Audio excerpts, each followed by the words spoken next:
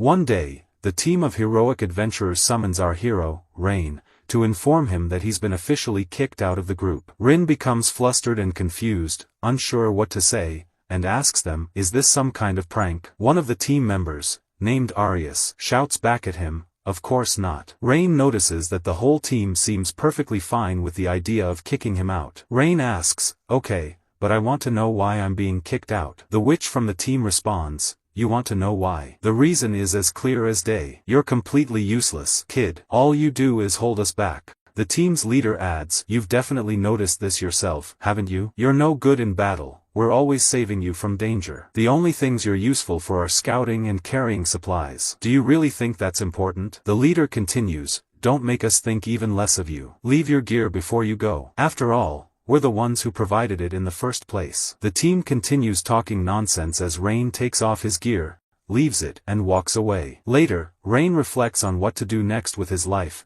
recalling moments he shared with the team during their adventures. He realizes that he once thought they were being harsh to encourage him to work harder as a beast tamer. But in truth, they never cared about him. All they ever did was belittle him. Now, with no gear and no money, he wonders how he'll start again from scratch. Soon after, a group of children approaches Rain, calling out to him, are you done with your mission with the hero? Come on, show us what you promised. Not wanting to disappoint them, Rain summons a falcon flying in the sky, bringing it down to the ground. He tells the kids, this is a temporary contract. Rain instructs the falcon to greet them, and it listens. Afterward, he releases the contract, and the bird flies away. Rain tries to explain the concept of temporary contracts with animals, but it's a bit difficult for the children to understand since they're still young. They think it's amazing and say they want to be just like him when they grow up. Rain asks one of the boys, didn't you want to become a hero? The boy replies, no, heroes and their teams are annoying. They always look down on poor people like us but suck up to the rich and nobles. Rain is surprised to learn that this is how people view Arius and his team. The kids tell Rain that he's completely different from that dumb hero group. He's kind, plays with them, and never looks down on them. The children get excited, dreaming of becoming famous adventurers and making a fortune when they grow up. At that moment, an idea comes to Rain. He could become an adventurer, traveling freely from place to place. He then heads to the Adventurers Guild, where he meets Natalie, a receptionist who welcomes him and tells him about the first adventurer's test. Rain says, sorry, could you explain to me what an adventurer really is? I don't know much about them. He thinks back to how Arius and his group always looked down on adventurers. Natalie laughs, you're very honest. Most people who come to sign up never even think about that. She says, alright, let's start from the beginning, and explains everything in detail. Once she finishes, she gives Rain his starter gear as an adventurer and asks if he has any more questions, to which he replies, no, thank you. Then, she tells him it's time for his adventurer's test and asks, what's your class? Rain responds, I'm a beast tamer. She says, that's great. You'll be good on your own in adventures. Just don't do anything reckless and get yourself hurt, alright? Rain sets off on his first adventure, which is to eliminate some goblins. He attacks the goblins, defeating them and collecting their crystals. He ends up gathering a large number of them, saying, I just need to gather a few more herbs. Suddenly, he hears a scream from deeper within the forest. He rushes to see what's happening and finds a huge, deadly tiger attacking a girl. Rain decides to attack the tiger with the knife he has, but the knife breaks, and Rain falls to the ground. The tiger turns toward Rain, and he tells the girl to run away. Rain is certain he's going to die. At that moment, the cat girl is still there and says she'll make her final attack with all her strength. She leaps high into the air and strikes the tiger, killing it instantly. Rain is stunned by what he's seeing. He asks her, who are you? Rain notices that the girl is from the tribe of cat spirits, but she collapses as she faints. Rain catches her, asking if she's alright. He thinks she's hurt, but she replies, no, I'm just really hungry, and her stomach growls. Rain gives her some food, and after she finishes eating, she thanks him, saying she hadn't eaten or drunk anything in days. She says, oh, I haven't introduced myself. I'm Conade, from the tribe of cat spirits. Rain replies, I'm Rain Sherward. I met you in the middle of my adventurer's test. Rain asks, what were you doing here? She replies, nothing much, I just decided to travel, so I was wandering around. There aren't many of us left, so we live quietly in the depths of the mountains. But life there is pretty boring, so I set out on this journey, which led me to meet you. She says, now, tell me more about yourself, and Rain shares his story. Kanade responds, "So, you were part of the hero's team?" He says, "Yeah, for 6 months." It's the first time Rain has told anyone about being kicked out of the hero's team. After he finishes, Kanade is furious with the hero and his team of jerks. Rain says, "It's fine, what's done is done. I've already decided to pursue the path of an adventurer." He thanks Kanade for being angry on his behalf, as it's the first time anyone has been upset for him. Kanade then suggests that they form a team and says, "Why don't you tame me? I'm human, but I'm also part beast. I had a feeling you'd be able to when I first saw you. You're really strong, Rain. There are very few tamers in the world who can tame cat spirits, which means you're amazing." Rain is shocked by what he's hearing. "Tame a cat spirit? I never even thought about that," he says. He decides to give it a try and successfully forms a permanent contract with Kanade. Magic flares, and the contract is complete. Rain and Kanade are overjoyed. And so, Rain returns to the guild once again. He hands over the goblin's cores along with the required herbs, successfully completing his trial. Natalie congratulates him, informing him that he is now officially an F-rank adventurer, the first and lowest rank. She hands him his adventurer's card along with his first reward, 50 copper coins. She apologizes, saying, "Sorry, it's an F-rank quest, so the payment is small, but don't worry. As your rank increases, your pay will be much higher. And since you're quick at completing tasks, I'm sure you'll rank up in no time. Good luck." Rain thanks her. Thinking to himself, Rain realizes that if he's going to work on raising his rank, he'll need a place to stay, a base to operate from. Unfortunately, the small amount of money he has won't be enough to cover that. Afterward, Rain goes to meet up with Kanade, apologizing for being late. She smiles and says, "So you're an adventurer now, right?" He confirms and she congratulates him. Rain asks if she's okay with him starting on new quests right away, and she agrees. As they head out, a fellow adventurer notices Kanade, realizing that she's a cat spirit, and says, "This is the first time I've seen a real cat spirit. What are you doing here?" He completely ignores Rain. Kanade brushes him off, saying, "I've got nothing to say to you." The adventurer, offended, starts mocking Rain, which annoys Kanade. She snaps back, saying, "I won't allow you to talk like that to my master." The adventurer is shocked to learn that Rain has tamed Kanade. He bursts out laughing, thinking Rain is lying. "Quit joking around, kid. There's no way someone as weak as you could tame a powerful cat spirit." Kanade retorts, "That only shows how ignorant you are. Rain is a strong and skilled beast tamer, much stronger than you." Unconvinced, the adventurer says, "If this little weakling is stronger than me, then let's test it. How about an arm wrestling match? Whoever wins gets to keep the cat spirit. Don't tell me you're scared of me. You're a great tamer, right?" Rain feels nervous but realizes he can't back down. If he refuses, this guy might keep harassing Kanade. Gathering his courage, Rain accepts the challenge, even though he fears he might lose. The adventurer taunts him, saying, "Don't cry if I break your arm." As the match begins, Rain unexpectedly wins with ease, breaking the adventurer's arm in the process. Rain is left stunned,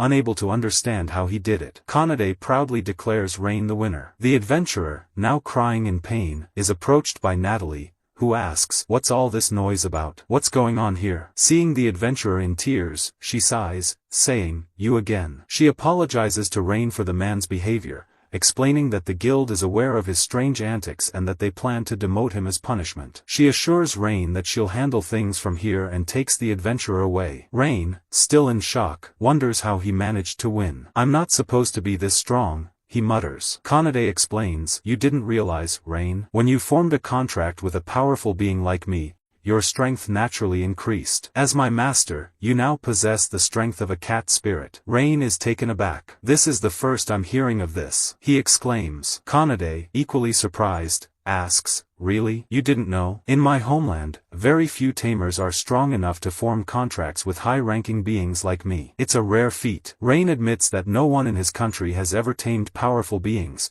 so he had no idea. Excitedly, Kanade urges, "Let's keep working hard together." But when she turns around, she finds Rain using the rabbits in the forest to quickly gather all the herbs he needs. Annoyed, Kanade pouts, "That's not fair. I wanted to help, not those rabbits." Just then, Kanade senses something strange in the forest. "Wait, do you hear that?" she asks. Rain grows serious. "What is it?" "I hear a scream coming from inside the forest," she says. They rush toward the source of the noise and find a group of bandits harassing an elderly merchant. The bandits sneer at him, saying, looks like your guards abandoned you as soon as they heard the Neon Fong gang was coming. How does it feel now? The old man is, of course, terrified. It's Rain's first time hearing of the Neon Fong gang. Kanade, however, recognizes them. I've heard a lot about them while traveling. This is dangerous. We need to go get help. Rain disagrees. No. We have to act fast. Otherwise, they'll kill him. There's no time. We have to stop them. Kanade,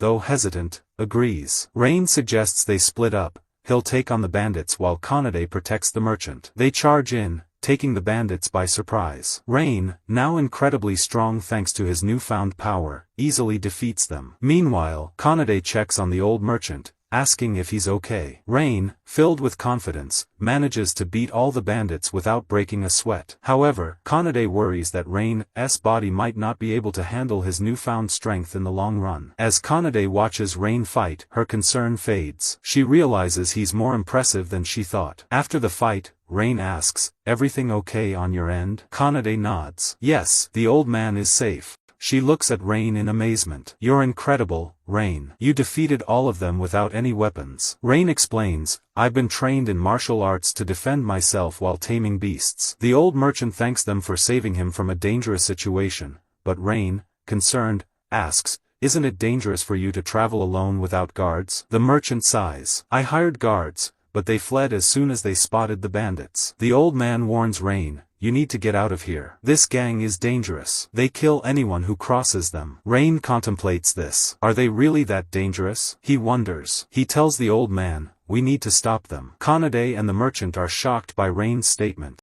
Rain searches for the remaining members of the gang. Kanade asks, "Are you sure about this?" Rain nods. "If they're really as dangerous as you say, we might be able to escape them, but the traitors and the weak won't stand a chance. They'll always be in danger, and I won't allow that." Kanade, still uncertain, says, "But we're talking about over 100 bandits. Isn't that too much for us?" Rain replies, "Not exactly. I have a plan that will make things a lot easier for us." Afterward, Rain and Kanade rent a room at an inn to stay in instead of camping in the forest, and Kanade is absolutely thrilled to have a proper bed. We also find out that after Rain and Kanade captured the bandits, they were summoned to the Adventurers Guild, and capturing the bandits was considered a major accomplishment. Rain was promoted from rank F to rank E and also received a large sum of money. Because of this, Rain and Kanade bought new equipment from the town and even celebrated with a fancy dinner. However, when they tried to get a room at the inn, they found that only one room was available. Rain wanted a separate room from Kanade,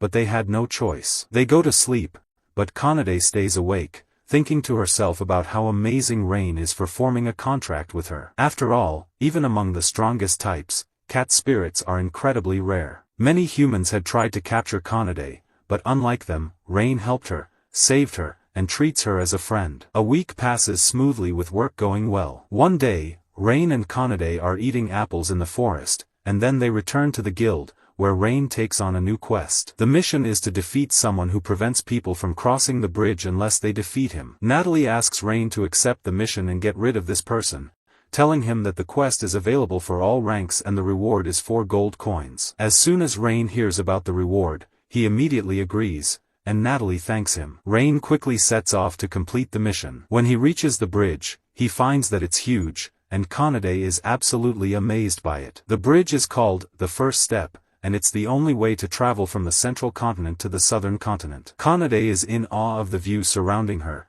telling Rain it's her first time seeing something like this. Kanade then asks Rain about the person they'll face, the one called the Watchdog. Rain thinks about who it could be, but says that everyone who's been defeated by this person refuses to talk about him, so he knows nothing and decides to remain on guard. At that moment, Kanade calls out to Rain, telling him to look. Rain turns to see a giant dragon flying above them, and both he and Kanade are terrified. The dragon descends to the ground and transforms into a girl from the dragon spirit race. The girl tells Rain, "I can sense power from the both of you. Fight me now." Rain is shocked to see the dragon become a girl. Rain asks, "Can I ask you something? Are you the watchdog who's causing trouble at this bridge?" The girl replies, "That's not my favorite title, but yes, I am. I'm Tanya of the powerful dragon kin, and I'm here for my training." Rain is surprised and asks, "Training for what?" Kanade explains that among the dragon kin, they have to undergo training when they turn 15 to grow stronger. Tanya says, "You're very knowledgeable, but I'm looking for someone strong,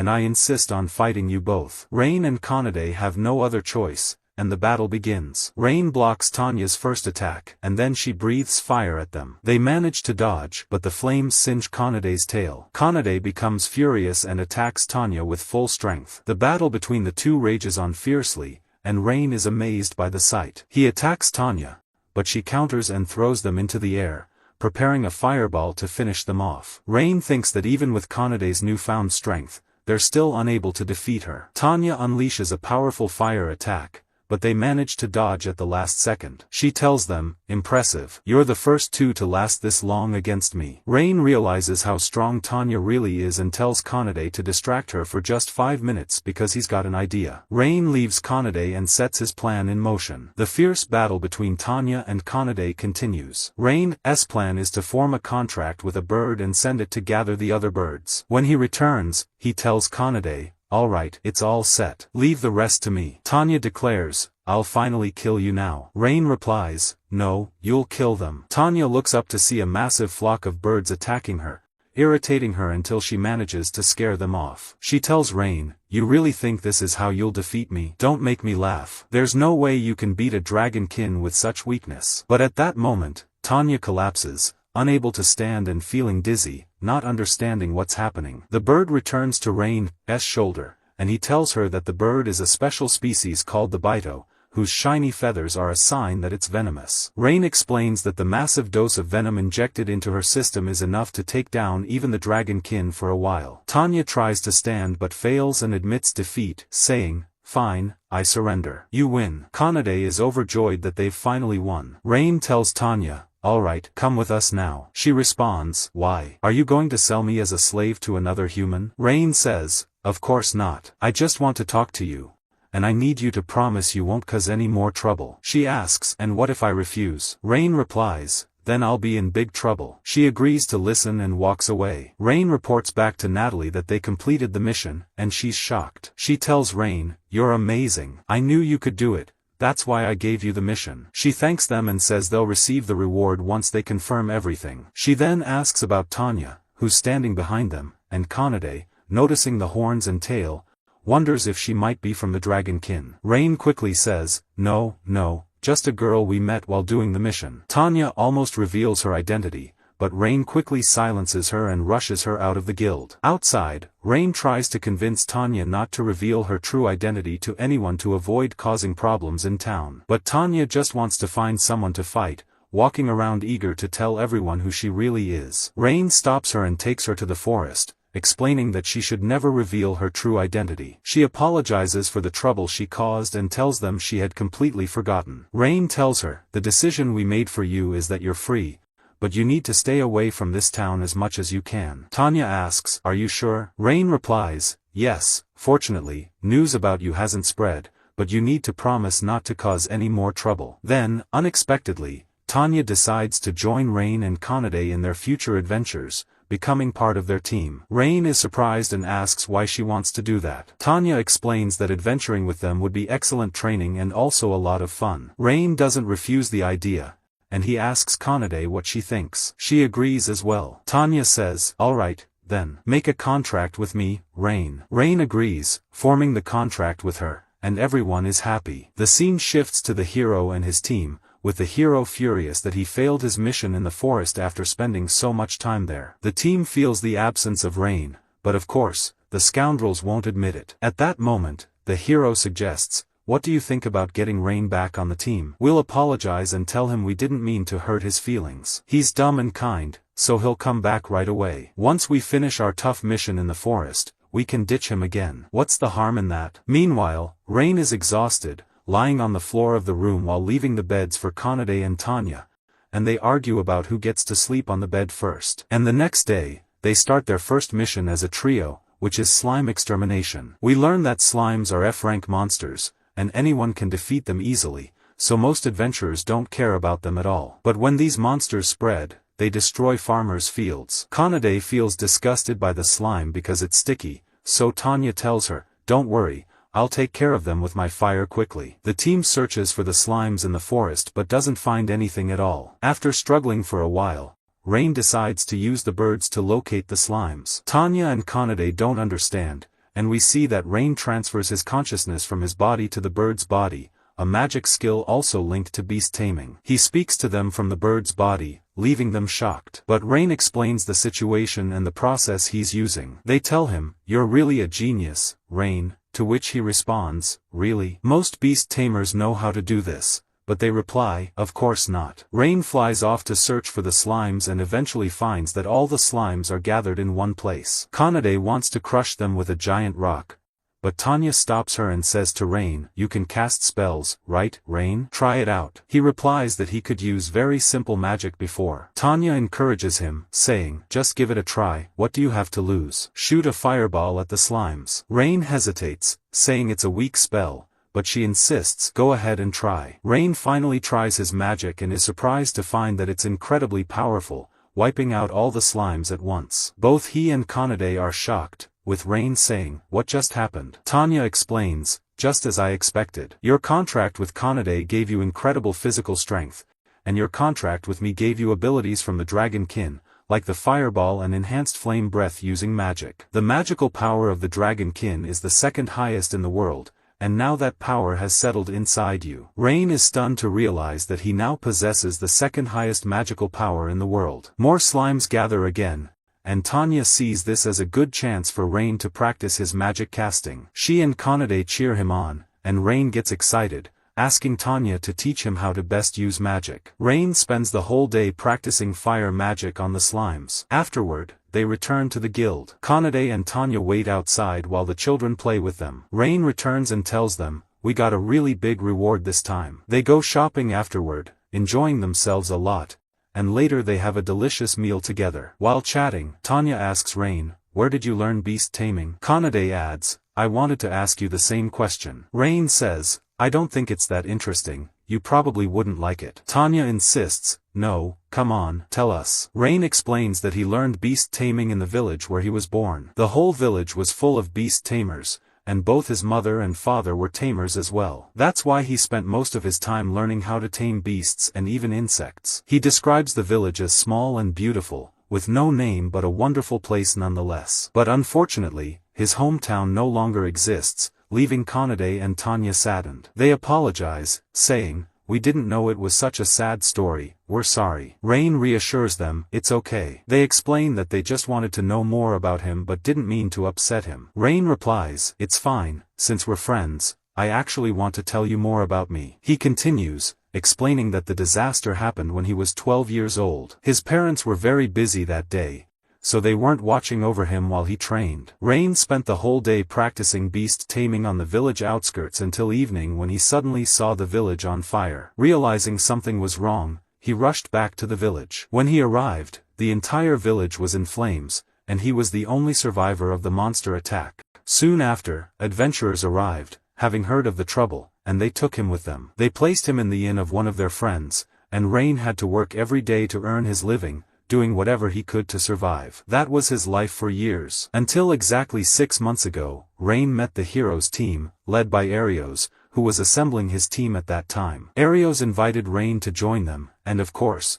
Rain agreed immediately, thinking that being part of the heroes team would allow him to make a difference in the world. But the truth was far different from what he imagined. In reality, Arios was just using him all along. Rain apologizes to Kanade and Tanya, saying, "I'm sorry the story got so dark. I must seem really pathetic now, right?" But Kanade comforts him, encouraging him by saying, "You're amazing, Rain. You just want to help people, that's not pathetic at all." Tanya tries to console him as well, saying, "You're very kind, but you're also way too shy. But that's not a bad thing either, and we're proud to have you with us." Rain is happy to have become friends with Kanade and Tanya. Tanya, still furious with the heroes team, declares she wants to destroy them if she ever sees them. Kanade feels the same way, but Rain tries to calm them down, and they all continue enjoying their time together. The next day, they start a new difficult mission, fighting orcs, which are stronger and smarter than goblins. They compete to see who can kill the most. Rain reminds them to be cautious and aware of their surroundings, to which they respond, "Don't worry." Tanya, full of confidence, says, "I'm Tanya from the Dragon Kin.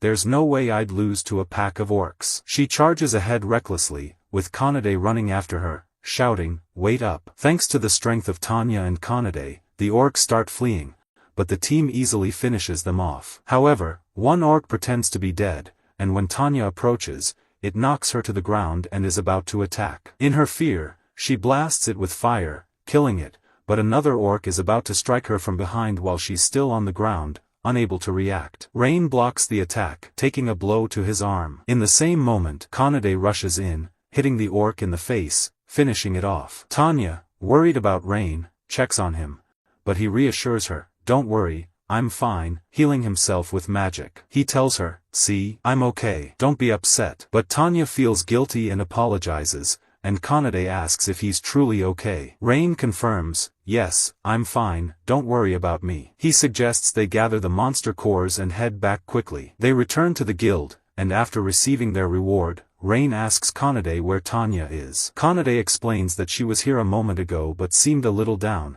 and she felt like Tanya needed some time alone. Tanya is, in fact, sitting alone by the bridge, clearly upset, reflecting on how she messed up and caused trouble for Rain. Just then, a little girl approaches her and greets her, asking, "What did you beat today?" Tanya replies, "I didn't really do anything." The girl says, "Are you hurt? If something's bothering you, you should always say it right away. That's what my mom always tells me." Tanya smiles and says, "Your mom is very wise." The girl responds, "She is, but she keeps making me eat my vegetables," causing Tanya to chuckle. "Thanks for checking on me, but I'm fine now," Tanya reassures her. The girl beams and says, "Great, see you," and runs off. Rain arrives soon after and checks on Tanya, who apologizes to him. He reassures her again that everything's fine, calming her down. They return to the inn and sleep. In the morning, they head out on their new adventure, but just then, Rain encounters the hero's team, his old party. Rain was shocked, and Arios, the hero, said, "I haven't seen you in a while, Rain. How are you doing now?" Rain looked tense and didn't reply. He simply told Tanya and Kanade, "Let's go home," and they started walking away. Arios called out, "Wait, don't be so harsh. We were teammates, after all. We're really sorry. We should have been kinder to you." Rain became even more agitated, and Tanya said, "From what I understand, you're supposed to be the hero's party, right?" Arios was about to tell her to mind her own business when he noticed they were both from the powerful races, one a cat spirit, the other a dragonkin. "Two from the powerful races? What are you doing here?" Kanade answered him, "What do you see? We're Rain's friends." Arios was stunned, replying, "Impossible." He continued, "Oh, I get it. So the talentless Rain chose to serve you both as well, right?" Rain interrupted, "You came here to make me an offer, didn't you?" Arios nodded, "Yes, this is something beneficial for both of us. You know about the Forest of the Lost, right?" Rain replied, "Yes, my last job was the preliminary exploration and preparing to face the monsters of that forest." Arios explained, "When we faced them,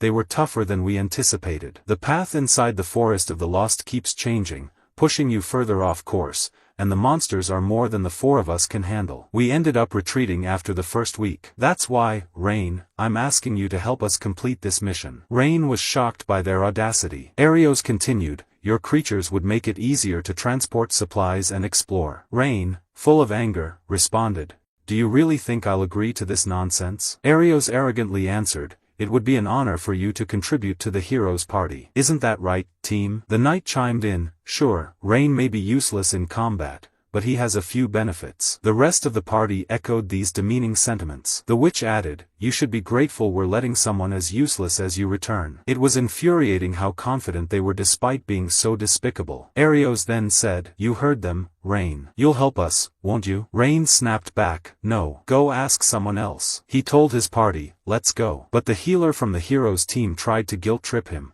saying, "What we're doing is necessary to save the world." She explained, "Deep in the forest is a noble artifact crucial for defeating the cursed beast king, called the Shield of Truth." Rain responded, "Really?" Arios confirmed, "Yes, we forgot to mention it." The healer added, "Without that shield, we'll never defeat the cursed beast king, and the monsters will spread their corruption across the land." Rain recalled his childhood and thought about how important it was to prevent the monsters from returning, or history would repeat itself, bringing destruction everywhere. He remembered his village burning, but also remembered how poorly the hero's party treated him. After considering both sides, he agreed, "Fine, I'll help you." Arios smugly responded, "You should have agreed from the start and saved us the trouble." The team continued to insult him, saying, now let's head to our base and discuss the details. But Kanade and Tanya stopped them. Kanade said, I don't like any of this, but since Rain agreed, I won't object. However, you all need to apologize to Rain first. Arios replied, what are you talking about? I already apologized. Kanade insisted, no, we need a real apology. Tanya added, you kicked Rain out, and now you're asking him for a favor? The least you can do is apologize properly.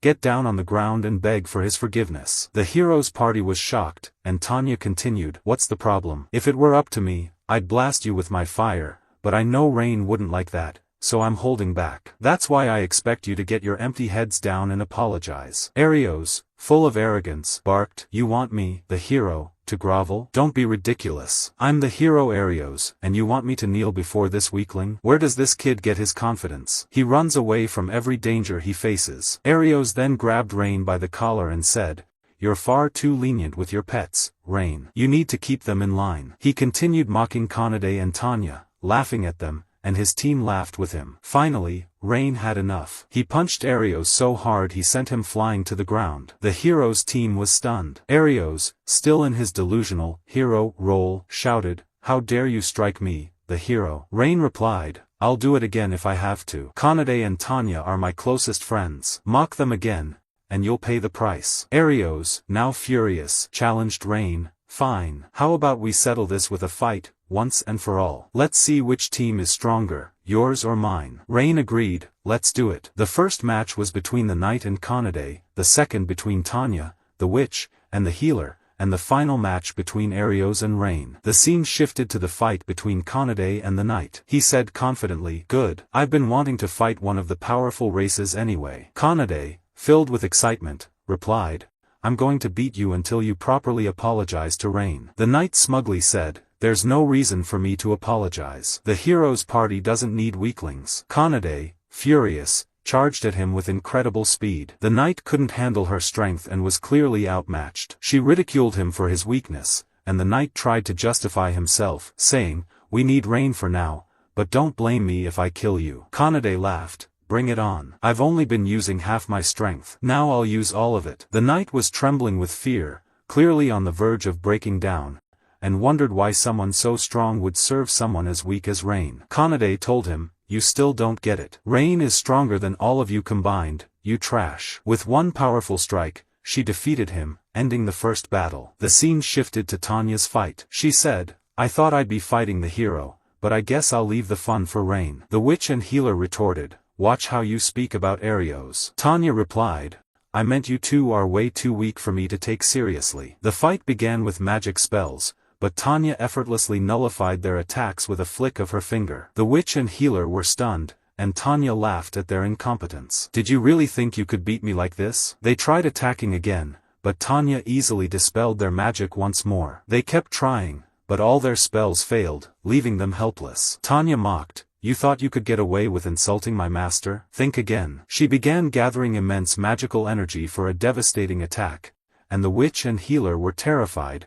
on the verge of tears. Just before releasing her attack, Tanya stopped and laughed, I was just messing with you. But it was too late, they had already fainted from fear. The scene shifted to Rain's fight with Arios. Arios sneered, you're a fool, Rain, to face me, the hero. You, a lowly beast tamer, rejected my generous offer, and worse, you dared to strike me. I'll make sure you regret this. But Rain wasn't listening to his pointless rant and quickly attacked. Arios managed to dodge the blow. Arios said, you idiot, I was talking just now. Rain replied, and I don't want to listen to your endless blabbering. Arios, annoyed, charged at him with his sword at lightning speed. Rain dodged every attack, even though they were incredibly fast. He kept evading, focusing and waiting for the right moment to strike. Rain could sense that Arios wasn't as strong as expected for a hero, unlike when he fought Tanya. Rain grabbed Arios' arm, blocking his attack, and said, is that all you've got? Arios was stunned, you blocked my attack. In that instant, Rain struck him again, making Arios bleed from his mouth. Arios was baffled, unable to comprehend where Rain had gained all this power. As the fight continued, Arios asked, how do you know how to fight like this? Rain responded, you want to know? This is the strength of a beast tamer, the same power you mocked before. I gain power through the contracts I form. Rain told him, you'll never defeat me in a fair fight, and with another powerful strike, he added, admit your defeat, Arios. Desperate, Arios used magic and attacked Rain with lightning. Rain dodged again, and Arios sneered, "You're truly an idiot, Rain. Did you forget my skill? I'll burn you to ashes, useless beast Tamer." Arios unleashed his magic on Rain, but Rain countered with fire, effortlessly blocking the attack. Arios was left in shock. Arios continued with his baseless arrogance, but at that moment, Rain used the power of his wasp familiar to paralyze Arios, making him collapse to the ground, unable to move. Rain said, "Now it's time for me to unleash my fury on you." Arios begged for mercy, but Rain struck him with all his might, completely wrecking him. Rain felt relieved and overjoyed as Kanade and Tanya arrived at that moment. And then we find Rain's team entering the Lost Forest for their new adventure, searching for the shield. They quickly become disoriented, and mushrooms are everywhere. Kanade starts to get bored and says, "Yeah, it really is dark here, even though it's daytime." Tanya, getting frustrated, suggests, "How about we just burn the whole forest down?" Rain responds, "Of course not. You know we can't do that. This forest is an essential part of the ecosystem." Tanya backs off, okay, I was just kidding. But seriously, the shield is here, right?" Rain confirms, "Yes, the shield of truth, which only the hero can wield, is in this forest." Looking at the map that Arios' team had drawn, Rain says, "This is absolutely useless." Tanya agrees, but says, "We still have to find the shield, no matter what." Rain nods, "That's our job right now." We then flash back to the time right after Rain's team defeated Arios' group. Arios and his team apologized to Rain, and Rain forgave them. After that, Arios gave Rain information about the shield's location, explaining that it's guarded by a monster deep in the forest. He also stressed how important the shield is for defeating the cursed beast king. Arios urged Rain to retrieve it quickly, emphasizing that, as the hero, he knew the world's fate was at stake. Kanade and Tanya both felt like Arios was trying to boss them around again, and Kanade, irritated, said, "I really doubt your apology is genuine." Rain calmed them down, saying, "It's fine. We've already accepted the mission." Returning to the present, Rain is now contemplating his next move. Kanade asks, "Are you really going to help that hero? I really don't like the idea." Tanya adds, "You don't need to help those idiots. I could defeat the cursed beast king on my own." Rain reassures them, "I appreciate your concern, but we still need that fool Arios. He's the only one who can defeat the cursed beast king." They reluctantly agree, but say, "We're only doing this because you're way too nice, so we have to look out for you." Kanade adds, "I'm glad you always act with such honesty and integrity." Rain thanks them for their trust. Tanya then points out, "Too bad you don't really know how to use this map, right?" Rain replies, "Don't worry, we're just going to change our course." He then calls for his bird familiar, which comes to him, and Rain tells them, "I'm going to merge with the bird like last time. You protect my body while I scout." Rain's soul leaves his body, and he explores the forest, noting how vast it is. He realizes that even though the path is hidden, he can pinpoint it. After finding the way, he returns to his body. Tanya asks, "Did you find the path?" Rain responds, "Yes, thankfully." The group cheers up and heads down the path. After a while, Tanya says, "We've been walking for ages and still haven't found anything." Kanade asks, "How much longer till we get there?" They stop and realize they're back at the spot where they marked their starting point with a stone. Kanade teases, "Looks like you led us the wrong way after all." Rain responds, "I don't think so. I shared my info with the other birds. If I made a mistake, it's unlikely they all did too." Tanya interjects, "I think we're on the right path as well, but there's some big secret in this forest that we don't know about." She adds, "Wait a second. Let me check something." She uses her magic, and glowing orbs appear, guiding the team through the forest. They follow the orbs until they reach a tree known as the illusion tree. Tanya explains that this tree's magic causes people to lose their way repeatedly. She asks Kanade, "Can you destroy this tree? If we remove it, we'll be able to find our path." Rain objects, "Isn't there a way to break the barrier without destroying the tree?" Tanya replies, "The barrier is too strong. I can remove it, but it will take a long time." Kanade insists, "But if we waste time, that idiot hero will make fun of you, Rain, and I won't let that happen. So let me just destroy this tree quickly." As Kanade prepares to attack the tree, a voice suddenly tells them to leave the place immediately. Kanade hesitates, feeling a surge of fear, and stands frozen. They keep hearing the voice ordering them to leave, but they can't figure out where it's coming from. At that moment, a fairy emerges from the tree, leaving the team stunned. We learn that these fairies are among the strongest and have magical powers far greater than even the dragon folk. Additionally, the last time humans saw a fairy was 2 years ago. Fairies view humans as enemies because humans have destroyed forests to harvest resources. After tensions escalated, the fairies retreated into the deep forests and mountains to keep humans away. Because of this, fairies harbor a deep hatred for humans. Rain tries to talk to the fairy, but she repeats, "Leave this place and go quickly." He replies,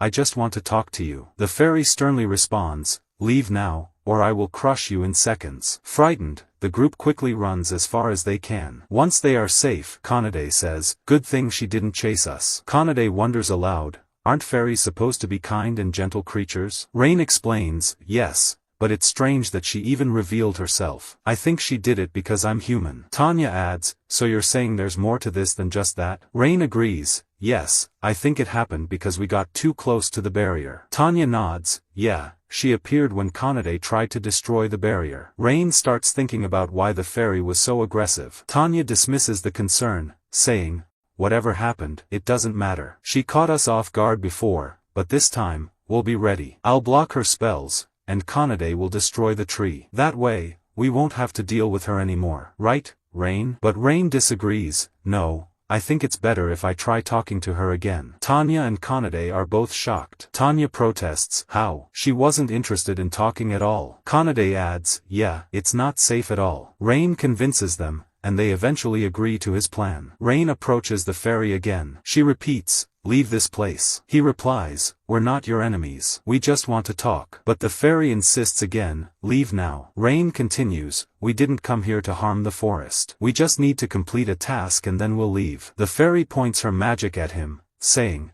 "If you don't leave, I will destroy you." Rain bravely responds, "Attack me if you must." The fairy is taken aback by his response. Rain adds, "Do whatever you want to me, but please don't harm my teammates." The fairy warns, "In that case, I will destroy you right now." She conjures magical arrows aimed at finishing him off in seconds. Kanade and Tanya try to intervene, but Rain stops them, assuring them, "Don't worry." He thinks to himself that he can endure one attack but won't back down. The fairy launches the arrows, and they pierce his body, leaving wounds all over, but he remains still. The fairy asks, "Why aren't you running?" Rain responds, "I told you, all I want is to talk, nothing more." Surprised, the fairy says, "So you let my attacks hit you just to earn my trust?" She continues, "I don't understand. Are you really a human, like the ones who stole and defiled our land?" Rain answers, "Yes, I'm human. But not all humans are like that. There are many kind humans too. I only hope you can trust me." But the fairy doesn't listen and attacks Rain again,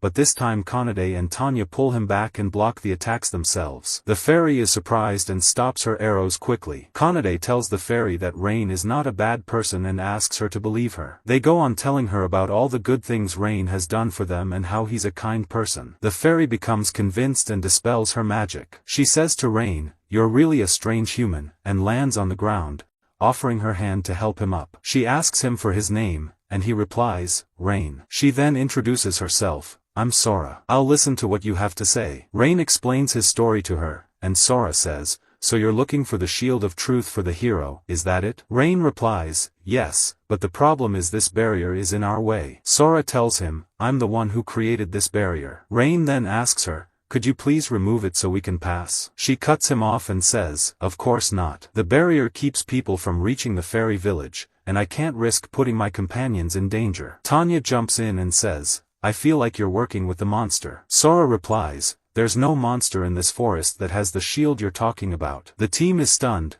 and Sora explains that the only thing in the forest is the path leading to the fairy village, and the fairies are the ones protecting the shield of truth. Kanade asks, "So, what's this monster story then?" Tanya says, "I'm sure someone spread the wrong information." Sora says, "If this shield is important to defeating the cursed beast king, then I'll give it to you." One moment. She opens her dimensional bag, takes out the shield, and hands it to them. The team is thrilled to have the shield and complete their mission. They thank Sora, and Rain asks her, "Is there anything we can do to repay you?" She replies, "No need, I was just doing my duty." Kanade then says to Rain, "Let's head back to the city and hand over the shield." Rain agrees, and they thank Sora again. As they're walking away, Rain suddenly stops, feeling like something's wrong. He goes back to Sora and asks, "Sora, is something bothering you?" "I don't know what it is, but that's just my feeling. Even if it's a small thing, I'd like to hear it from you. Since you gave us the shield of truth, I want to help you too. Sora hesitates and says, actually,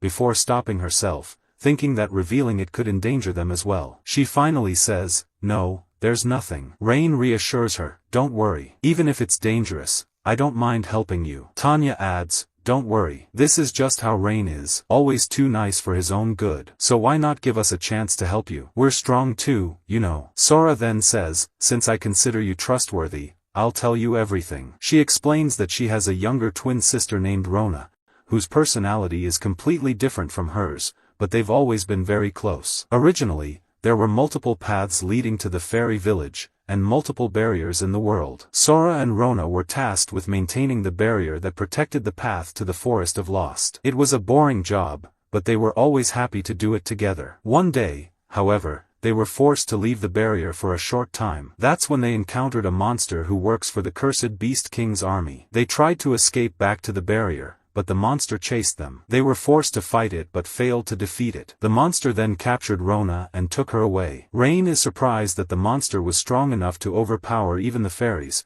and Sora tells him that the monster is the Shadow Knight. Rain says, now I get it. The Shadow Knight is a Class G monster, which makes it a powerful creature, even able to defeat the strongest races. It also has an ability to negate all magic attacks. In short, only physical attacks can hurt it, which makes the fight with fairies completely unfair. Sora explains that the Shadow Knight ordered her to remove the barrier, and in exchange, he would release Rona. But Sora refused to put the rest of the village in danger. She went to the village leader for help, but he told her that it would be better to abandon her sister for the safety of the village and that it was their fault for leaving the barrier unguarded in the first place. At this point, Rain comforts Sora and tells her that he will save her sister. He gently reassures her while she cries. Rain asks Sora where the knight is, and she tells him, over there, in that area, and Rona is there too. Rain says, alright, leave the rest to us, and they head out to rescue Rona. Sora tells them, I must come with you, but Rain responds, you can't. If he realizes you broke your deal with him, he might kill Rona. I know you're worried about her, but please, wait here. She replies, alright,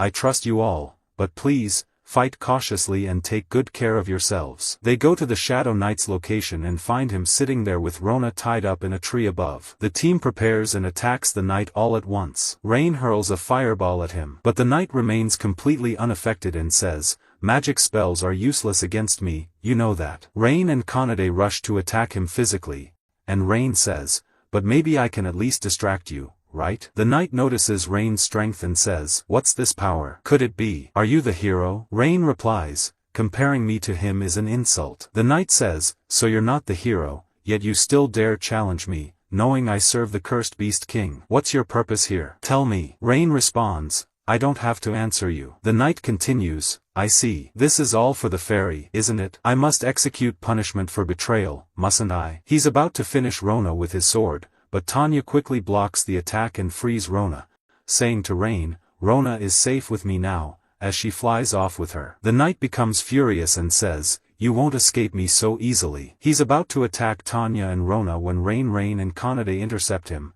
telling him, don't forget about us. Kanade tells Rain that she and he should distract the knight while Tanya gets Rona to safety. Rain agrees, yes, the plan worked, but unfortunately, we haven't defeated him yet. He thinks to himself, even with Kanade's strength, we're barely holding our own against him. The Shadow Knight grows enraged, saying, don't underestimate me, you insects. He launches a powerful attack that devastates the entire area around him, but Kanade and Rain manage to dodge it. Rain tells Kanade that he'll pin down the knight, and she should strike him with all her strength to finish him off. Rain then looks for Arbai bees and makes a contract with them, charging into battle alongside them to paralyze the knight. He thinks to himself, maybe paralysis won't work on the Shadow Knight, but I have no other choice. The bees swarm the knight, and Rain casts a strengthening spell on Kanade. She feels an immense surge of power and attacks the knight, finally taking him down. Kanade is overjoyed and says to Rain, what did you just do to me? I felt an incredible power all of a sudden. Rain explains,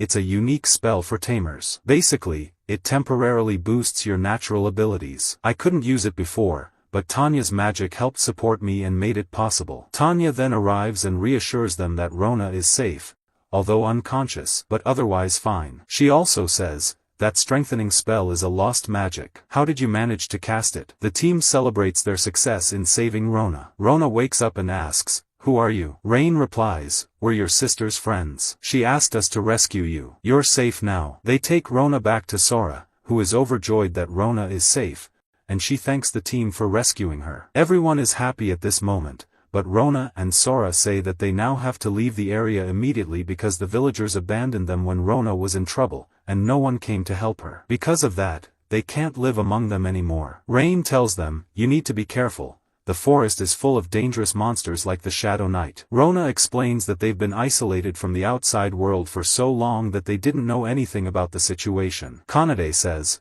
"What do you think about coming with us?" She and Tanya try to convince them to join their team, and Tanya says, "The decision is up to Rain, our leader." At this moment, Rain agrees, and everyone is happy. Rona and Sora then say, "Now you need to make a contract with us too." Rain is shocked, and they tell him that since he already has a contract with Tanya and Kanade, they also want to be of benefit to him. Rain agrees and makes a contract with them too. But Rain is completely exhausted from making contracts with two powerful beings at once and is about to collapse. Rona and Sora catch him and ask, "Are you alright?" Rain replies, "Yeah, it's just a bit of dizziness." They tell him, "Lean on us for support." Later, Rain goes to deliver the shield to the worthless hero, while his team watches from a distance. Rain presents the shield of truth to the hero, who is shocked and asks, "What's going on?" The hero says, "That's strange. It's only been 2 days since you left." Rain responds, "Yes, and we completed the mission in just 2 days." The foolish hero stands up and says, "Impossible. It took us a whole week, and we still couldn't get it. This shield must be fake." Rain tells him, "If you think that, then go ahead and examine it." The healer uses appraisal magic on the shield and confirms that it's indeed real. Everyone is stunned,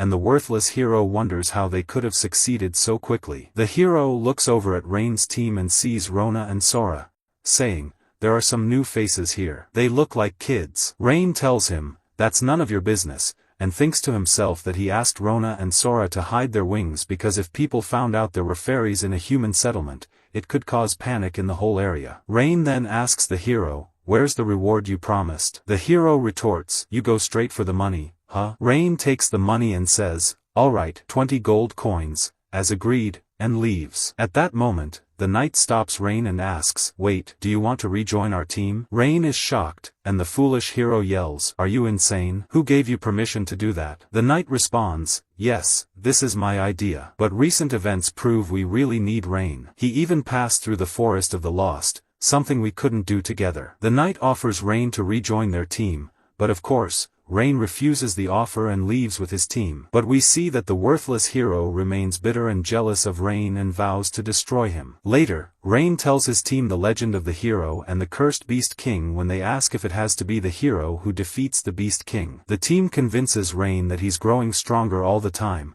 and in the end, he'll be the one to defeat the cursed Beast King himself. They all laugh and feel very happy. In the morning, the team wakes up and goes to have breakfast. Tanya tells Rain that he needs to get new equipment to match his current strength. Rain tells them that he has plenty of money from the last job with the hero, so he's okay with getting new gear. He thinks to himself that he needs new equipment to become stronger and protect his friends. After that, Rain goes with the team to the market to buy equipment. However, Rona and Sora are very nervous and scared of being around so many humans, fearing someone might discover they are fairies. Rain reassures them, but Sora says that even though he reassured them, they are still scared. Rona mentions that they have been isolated from real life for a long time, but then they notice that Tanya and Kanade are mingling very well with the humans and interacting with them normally. At that moment, some kids come over and start joking with Rain. Rona almost reveals her true nature in front of the children, but Rain and Sora stop her. Rona then asks them why they stopped her, saying that when someone asks her to perform, she must oblige immediately. Sora reminds her that if she uses magic, her wings will appear, and their identity will be revealed in this town. After that, they arrive at the best weapon shop in town, although it looks very rundown from the outside. When they enter, they find an old dwarf who is the shop owner. Rain tells the dwarf that he is looking for a weapon and a suitable shield for himself. The old dwarf tells him to choose whatever he wants. Kanade whispers to Tanya that the dwarf looks very scary, and Tanya responds that dwarves are known for being very grumpy. Rain searches the shop for a suitable weapon and thinks he now understands why the shop is famous in the city, because the owner is a dwarf blacksmith. He keeps looking until he finds a dagger that he likes. Tanya tells him that just a dagger isn't enough. He needs a more impressive weapon. Rain replies that he is used to using daggers. When Rain opens the dagger, Kanade is also impressed, but Rain senses something very strange about it. At that moment, another customer enters and tells the old dwarf that he is the best blacksmith in the city and that he wants the best and most expensive weapon. He places a pouch of silver coins in front of the dwarf. The old dwarf gives him a very beautiful sword, and the customer is very happy, takes it, and leaves. Rain goes to the dwarf and asks if the weapon he just sold was really the best he had. The old dwarf looks at him sharply and asks what he means. Rain tells him that the sword is just a beautiful showpiece but would be very weak in actual battles. He also mentions that all the weapons in the shop seem to be the same, implying that the dwarf might be hiding something. Tanya, Kanade, Rona, and Sora are surprised by Rain's words, but the old dwarf smiles, laughs, and tells him that he has an excellent eye. He admits that Rain is right. All the weapons he made in his free time are the ones displayed, and none of them are special. Rona exclaims that this is 100% true deception. The old dwarf then shows Rain a magnificent collection of swords, and Rain is amazed by their high quality. Rain asks the dwarf why, if he can make such amazing weapons, he treated the previous customer like a fool. The old dwarf explains that it was a test of passion. Nowadays, people earn money and come to buy good weapons without considering their individual skills or weapon preferences. They even discard the finely crafted weapons if they can't use them well. For us blacksmiths, the weapons we make are like our children. It would be selfish if I wanted only good people to use them. The team understands the old dwarf at that point. The dwarf then asks Rain how he could distinguish the weapons. To the dwarf, all the weapons seem excellent to mislead people. Rain tells him that he doesn't know exactly, but it might be because he is a beast tamer. When taming an animal, he observes it carefully and learns all its behaviors, making him suspicious of everything, not just because of the situation with the dwarf. The old dwarf tells Rain that he likes him and that from that moment on, Rain will be one of the people for whom he will craft special weapons. Rain is very happy, and Kanade and Tanya tell him that he is as amazing as ever. The old dwarf then tells Rain that he has a problem. He doesn't have any materials to make weapons at the moment. He needs a certain rare metal. Rain then goes to the guild and gives the request to Natalie to assign someone to find the metal for him. After that, Rain and the team also go to find the metal so the old dwarf can make him a weapon too. They head towards the mine and are getting very close to it, enjoying themselves. Kanade comments that it feels like they are on a picnic, but Rona and Sora are exhausted from walking and are completely worn out. They rest for a while on the way, and since it's very hot, they go to the lake to relax for a bit. The girls enjoy themselves in the lake while Rain rests under a tree and falls asleep. After that, they set off again towards the mine, finding the situation at the tunnel very suspicious. Kanade asks Rain if they are going in,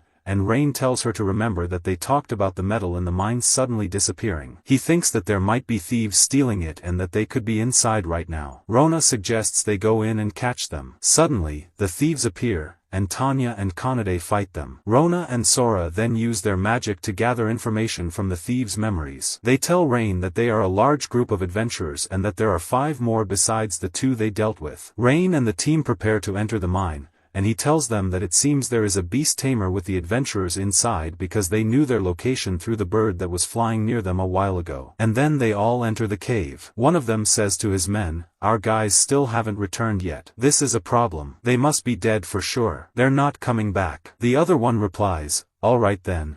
We need to go out and finish them off ourselves." Suddenly, without any warning, a huge fireball attacks Rain. But Rona and Sora manage to block it with their magic easily. The other girl in the group tries to launch another fireball, but they block it effortlessly as well. They manage to restrain the 2 girls in the group. Kanade then goes and attacks the other 2 men, taking them down and tying them up, leaving them aside. Only the leader remains. Rain then asks him, "So who are you exactly?" He replies, "It's none of your business. But I'll tell you that I work under the blacksmith Gantus, and I will never surrender to you no matter what happens. I'll defeat you right now." They fight for a while, but the guy can't do anything against Rain. He says, "No way, I'm not giving up yet." Then he summons a huge beast called Behemoth, which is a rank B monster. They are all very surprised because there's a significant enmity between humans and monsters, so how could he tame it so easily? Rain responds, "Yes, taming such a magical beast usually requires an enormous amount of magical power." The guy says, "Well, if you don't know what I did,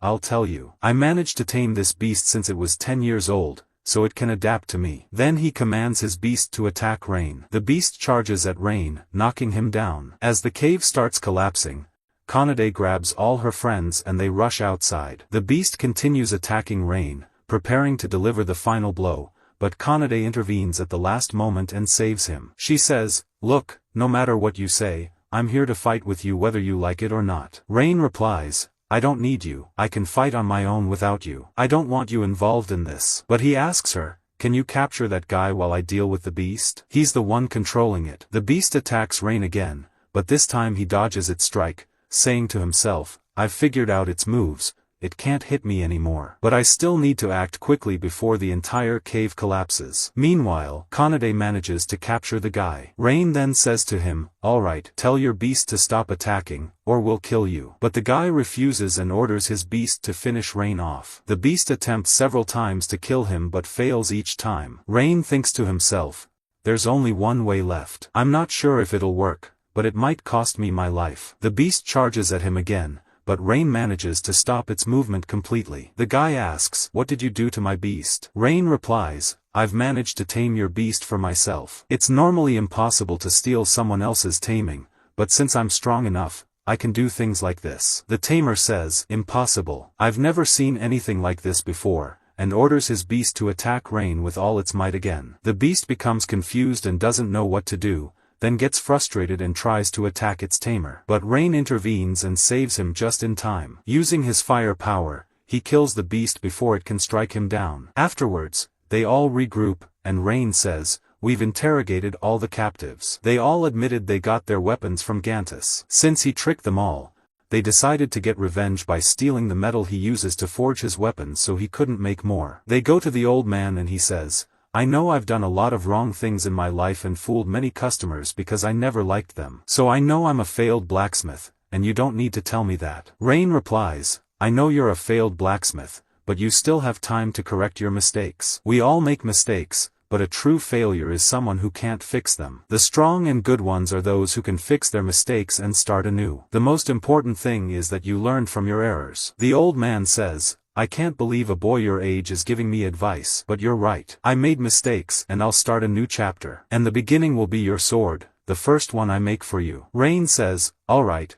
I also need you to make me a dagger and some gloves." Meanwhile, we return to Alice, who is choosing someone from his group. He rejects one of the applicants for the role. The applicant asks, "Why did you reject me?" Alice replies, "Didn't you tell me before that you're a beast tamer? How can you only tame one animal? You wouldn't be able to do anything on your own." The man replies, "No, I can tame bigger types like bears and birds." Alice says, "Look, you can't tame more than that." The applicant asks, "Is there anyone who can do more than that?" The man replies, "No, it's impossible. No one can do that." Alice says, "That means you're much worse than him since you can't do that either. Look, buddy, we need someone who can fight alone. I'm sorry to say, but you won't work for us at all, and you failed all the tests." Then he talks to the girl beside him and says, "Bring the next one." She replies, "Sorry, that was the last applicant." He's shocked and says, "That means all the applicants were just failures. None of them were good enough." The girl thinks to herself, the last guy wasn't suitable, but many before him were. Still, none of them were like Rain, not even close. She asks the leader, "Don't you think your standards are too high?" He replies, "Are you saying my selection criteria are wrong?" She says, "No, that's not what I mean. I mean you've been different and more irritable since he left." He tells her, "Alright, go rest for a while. You look tired today." Then we see him take out a high-grade jewel and say,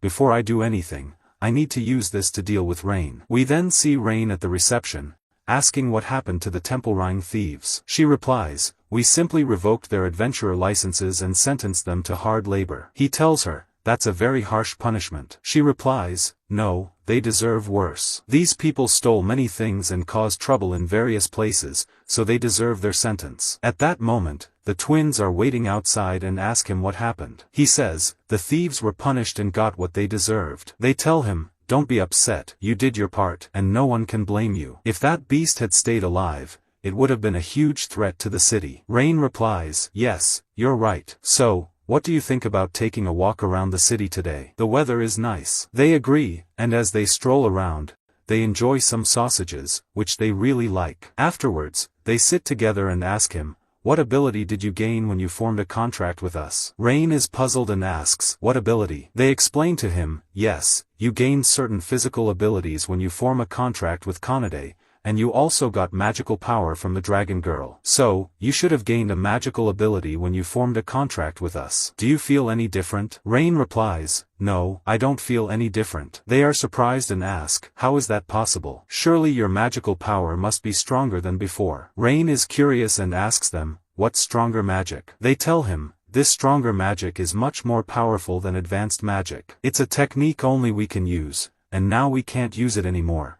So you must be able to use it. Rain replies, honestly, I don't feel anything. The girls feel disappointed because he didn't gain anything from them and say, we're so useless and worthless. He reassures them, don't worry, guys. I don't judge my partners by their power. Even if I didn't gain anything from you, what matters to me is that you stay by my side and remain my friends. That's very important to me. They ask him, why do you care about us so much? Even the people from our village abandoned us, and they were right because we made many mistakes. We want to know why you stick with us and refuse to leave us. Rain says, look, I'll tell you. You know I was kicked out of the heroes team, right? And I was kicked out without any warning. I always wondered why we didn't succeed together. I realized it was because I never trusted them, and unfortunately, I didn't trust myself either. I was always afraid of them but still did my best. Now, things are different. I have friends I want to stay with forever. You are my best and dearest friends. They continue walking through the market, feeling hungry and wanting to eat. Then a man approaches them and asks, who are you and what are you doing here? They reply, what a stupid question. Who are you, and why are you asking about us? Mind your own business. The next day begins with them standing in front of that man, saying, who is this stranger? The man suddenly says, I must take these kids with me. Rain gets angry and asks him, what are you saying, man? And who are you anyway? What do you want from us? The man replies, listen, my name is Ajay,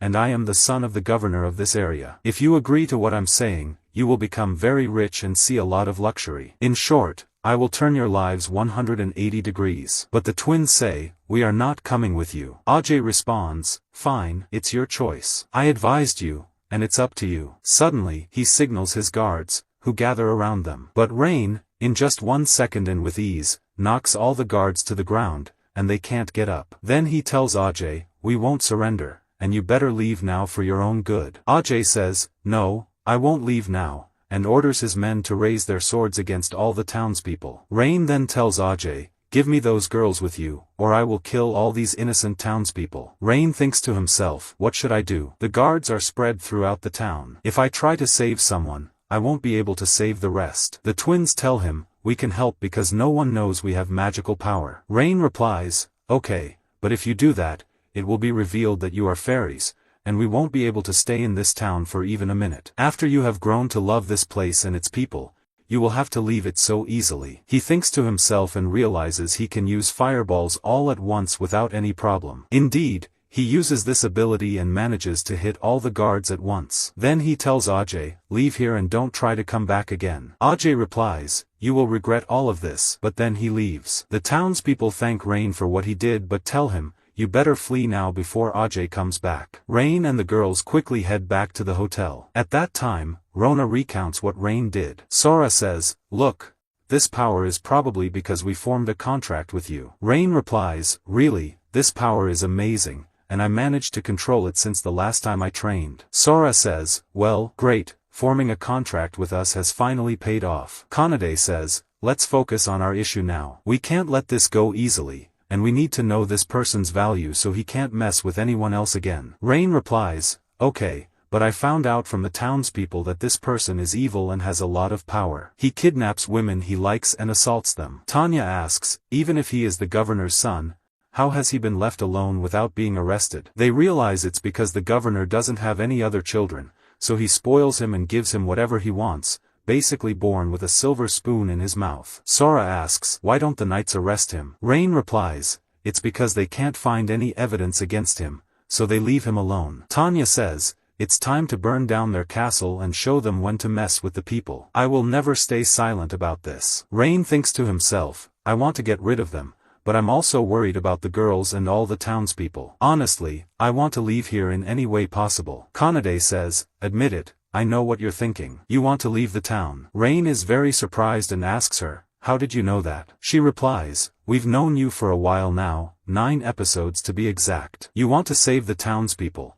But this man has a lot of power, and you are afraid we might get hurt. But don't worry about that. We are with you, and we will know how to save the whole town. Rain says, okay, let's come up with a plan to solve this problem and save the townspeople. Night falls, and we see Ajay sitting with his father. His father asks him, if you want anything from me, just tell me directly. Ajay says, don't worry, Dad, I know what to do. At that time, his guard comes in and says, listen, boss, if anyone files any complaint against me, I want you to silence them by any means necessary. Give them some money, bribe them, anything. Just don't let them speak, even if you have to get rid of them. The guard replies, okay, boss. Don't worry, I will handle it. Ajay tells him, fine. Now I want you to investigate the boy named Rain and find out everything about him from the time he was born until now. He continues, let me tell you something, if you manage to bring that boy here, I will pay you money that will make you live like a king for the rest of your life. At that time, Rain and Kanaday go to the station to file a complaint against Ajay. Kanaday is very scared to enter the station. Rain asks her, what's wrong? You don't want to go in? You seem scared. Why? She replies, because I look very strange, they might suspect me. They enter, and they ask the girl to file a complaint for them. But the girl gets nervous when several guards come in and say, we don't have to do this. We have all been here since yesterday, and it was a simple matter that got resolved, so don't blow it out of proportion. Kanaday replies, a simple matter? He wanted to assault my friend. How can you take this lightly? Not only did he want to assault them, but he also wanted to take them with him. Rain tells her, stop. One of the knights says, this is slander against Ajay, and you are putting yourself at risk of a treason charge. We see someone standing and listening to them, but we don't know who he is. Rain and Kanaday leave, saying, it looks like they are conspiring with the governor, making it easy for him to do whatever he wants. No one will catch him because they have no evidence. At that time, Kanaday feels someone is following them, and a girl appears. Kanaday asks her, why were you following us? The girl replies, don't worry, I was just following you to talk to you. As a knight, I have to be honest with you. I'm sorry. Please forgive us. I know our behavior made you distrust the knights. Rain and Kanaday are very surprised that a knight is bowing to them. Rain tells her, don't worry, we forgive you. She replies, my name is Stella, and I am the captain of the Horizon branch of the knights. They are very surprised and introduce themselves, saying, my name is Rain, and this is Kanaday. She says, okay, before I tell you anything, I want to thank you very much because your voice was heard everywhere. I heard that the bandits known as the Diamond Fangs were defeated by a cat spirit girl and an adventurer. I then felt unqualified to carry out my mission, and I didn't want to protect the town at all. I wanted to punish the governor for his mistakes, and I really need your help now. And if you know, most of the knights here are corrupt, working with the governor and neglecting all their duties as knights, controlling the town's residents whom they're supposed to protect. Honestly, I want to restore the knights to how they were before, and I've been thinking about what to do, but I found you guys, and you even managed to file a complaint against the governor's son. You guys are really amazing. Rain thinks to himself, should I trust her or what exactly should I do with her? Kennedy says to him, I feel we should trust her, and I also feel she's good and won't harm us. Rain says, okay, we'll help you, and we won't leave you. She gets very happy and thanks him for agreeing. Then she asks him, why are you targeting the governor in the first place? He says, honestly, because I found out some really bad things about him, and I need to target him. Kennedy says, enough talking, let's move. But there's something they need to do first, which is to discover evidence because if they don't, they'll be considered traitors. Rain says, don't worry, I have a great idea. We can take them all down at once and set a trap for them. Then we see them all agreeing on what to do. We see Rain and Stella standing in that place. Stella says to Rain, just as I expected exactly, and Rain says, okay, let's execute the plan now. Then the knight leader speaks to the knights and says, the evidence of the governor's conspiracy is in the warehouse. If this evidence gets out among the people, it will be the end of the governor, and we must deal with this matter personally before anyone notices anything. He tells them, whatever is inside that warehouse, find the target immediately and destroy it before they can do anything. Indeed, they enter the warehouse, but suddenly they find something thrown at them. They say it's a trap and try to escape quickly, but they don't make it, and Rain locks the door on them, not letting them out. At that moment, Rain uses his armored glove on the knight leader. The knight leader notices the attack and can dodge it, saying, no, my dear, I'm not like those kids. But Stella stands beside him and says, did you do this, or what? She replies, yes, I did this, and surrender now. By the way, while we're talking, my friends have taken control of the Knights Organization office, and this is all evidence of your corruption. Then she speaks to Rain, saying, let me handle this, and I will finish everything as I started. Indeed, they start attacking each other, and the Knight leader has the upper hand at first, but in the end, Stella manages to hit him with a decisive blow, and he falls to the ground. At that moment, we go back to Ajay again, who is hitting this little girl, saying, how did they manage to arrest the Knight leader so easily? But honestly, they're useless and do nothing but hinder me. But it's okay, I have 100 personal guards around this palace, and no one will be able to come near me or even harm me. At that moment, the hero group leader appears to Ajay and says, no, my dear, if it's Rain, he can do many things. Ajay is surprised and says, who are you, man, and what brought you here? He replies, I sympathize with you, nothing more, and I hate Rain just like you, maybe even more. He throws him an easy Rain and says, this tool will easily eliminate the target you want. I told you I sympathize with you, so you can use it to defeat him easily, and he won't have any chance to beat you ever. After that, we see the girl who was with Ajay in the palace living a happy life in her old house. Everyone loves her, and she was living a very happy life before all this happened to her. Then Stella and some of her friends go to the governor's palace. They tell the guards they are here to search the governor's area on a very urgent mission that cannot be delayed. But the knights don't believe them at all and say, no one told us anything about this. Then Candy and Tanya appear and tell them if you continue with this,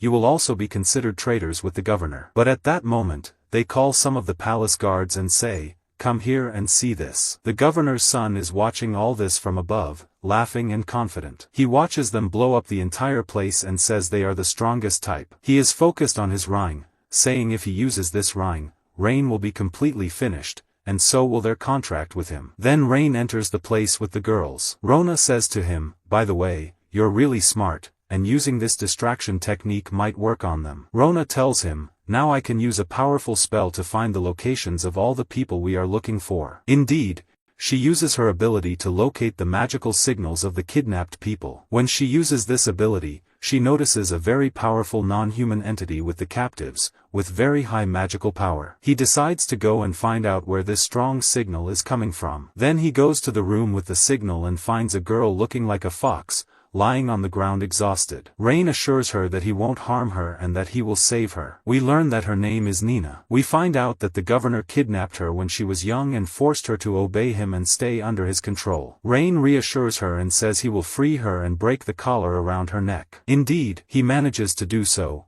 but after a great struggle with her. When we return to the girls, we find they have defeated all the knights and it didn't take them much time. At that moment, Ajay is very worried, and his father enters and asks him what happened. Son. Ajay tells his father, don't worry, you leave, and I will handle it. Then Rain meets his friends again and introduces them to Nenah, telling them she is one of the strongest types. At that moment, they see the governor trying to escape, but they manage to catch him easily. When Ajay sees his father fall to the ground, he uses the power of the ring and attacks Rain, injuring him. But then we see that nothing happened to Rain because he is a beast tamer, and beast tamers are not affected by such things. Ajay is shocked that nothing happened to him. But suddenly, he is even more shocked when something strange comes out of the ring and eats his hand. He tries to seek help from Rain and the others, but a very strange and powerful monster appears. Rain is stunned when he sees it and realizes that this is the monster that killed his entire village. The monster says it will kill them all and then leaves the place. The monster goes to the city and finds Rain and his friends there to destroy it. The monster laughs at them and says, you can't do anything, and I will enjoy playing with you for a while. They try to stop it and all attack it together, but they can't do anything to it. Then the monster summons reinforcements, but they can't fight Rain and his friends. But it surprises them by being able to gather reinforcements infinitely. When it gets bored with them, it decides to vent its anger on the city and burns a large part of it. This makes them all furious, and they start fighting it with all their might. We then go to the hero's team, and the leader's friends tell him that they must be in the village during this demonic attack. But they say, no, our job is to defeat the demon king, not a weak demonic attack like this. But what they don't know is that he actually wants all this to happen to kill Rain. Then Stella talks to their soldiers and motivates them to win the battle and save the city. She then talks to the twins and learns from them that they will transport the city's residents with their ability. Indeed, they go to the townspeople and residents and tell them that these twins will transport them to a safe place away from the demonic attack. The townspeople and residents listen to them and enter the transport area to go to a safe place. When we return to the battlefield, we see that the townspeople are also helping in the fight, attacking some of the monsters. Even the blacksmith, Gantes, helps the residents by giving them free swords to attack the monsters. At this time, Rain wants to reach the demon to strike it directly. Nenah appears and tells him that she can help and that she's tired of feeling useless. Rain listens to her and carries her on his back until they get close to the demon. Then Nenah uses her teleportation magic to bring Rain closer to it. Indeed, Rain manages to use his power to trap the demon and deliver a fatal blow to kill it. Nenah at this point keeps saying she wants to help Rain more and stay with them. Rain agrees, and they manage to form a contract between them, and everyone is happy about it. Then Rain and the rest of the girls go to the guild and meet Stella there. She says to him, "I came here to ask them to create a system to protect the city. I wanted to thank you because if it wasn't for you, I wouldn't have been able to do any of the things that happened. Now everything is fine, and we managed to get rid of the old night system." They sit together afterward, and everyone is happy when they learn that Rain reached rank D. He is surprised that he managed to do that. She tells him, "You were able to do that because you easily exposed the governor's crimes and saved the city." Rain is also happy and says, "Alright, I'm treating you all tonight to celebrate this occasion." Then Rain talks to the guild deputy and says, "I came here looking for a new place to live because in our old house, I sleep on the floor since there's no space at all." The deputy agrees and says, "That's easy, considering all you've done for us. We need a hero like you to stay close." After that, they all go to look for a house and start searching among the houses, but they don't find anything they like. Finally, Rain settles on a particular house, but the guild deputy tells him, "There's one problem with this house, it's full of ghosts." When they enter the house, they find everything moving, and a ghost appears in front of them. They all get scared and try to fight her, but they can't do anything to her. In the end, Rain manages to calm her and says, "You look like a kind ghost and won't harm us." We learn that this girl was killed long ago, which is why she became a ghost and now lives in this house. She says, "Since you all are staying here, I will leave." But Rain tells her, "No, stay with us. It won't be a problem if you remain here." The girl is very happy with Rain's decision because now she will have new friends. Then we see the heroes team in the city trying to bully a merchant. But the man tells them, "You are not a hero team at all. Where were you when the city was attacked?" The leader gets angry and tries to hit him. In contrast, Rain is living his life happily, content with what he has achieved, even though he had nothing since his village was destroyed.